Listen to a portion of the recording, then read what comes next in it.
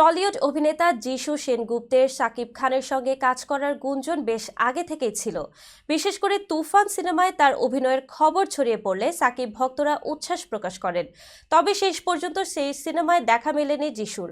তবে সাকিব ভক্তদের সেই অপেক্ষা এবার শেষ হতে চলেছে।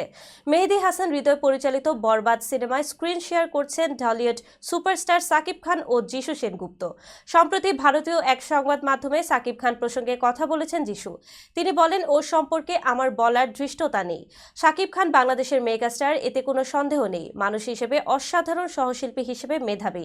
আমার কাছে এটা খুব গুরুত্বপূর্ণ। ওর সঙ্গে কাজ করে মনে হয়েছে একজন অসাধারণ মানুষের সঙ্গে আলাপ হয়েছে। বরবাদ সিনেমায় সাকিব খানের নায়িকা হিসেবে থাকছেন ইধিকা পাল। আরও অভিনয় করেছেন মিশা সওদাগর, শহীদুজ্জামান সেলিম, ফজলুর রহমান বাবু ও টলিউড অভিনেতা যিশু সেনগুপ্ত।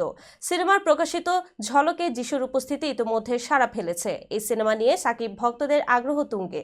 সিনেমাটি কবে মুক্তি পাবে সেই বিষয়ে আনুষ্ঠানিক ঘোষণা না এলেও ইতোমধ্যে ভক্তদের মধ্যে উত্তেজনা তৈরি হয়েছে। বরবাদ সাকিবের ক্যারিয়ারের নতুন মাত্রা যোগ করবে বলে মনে করছেন অনেকেই।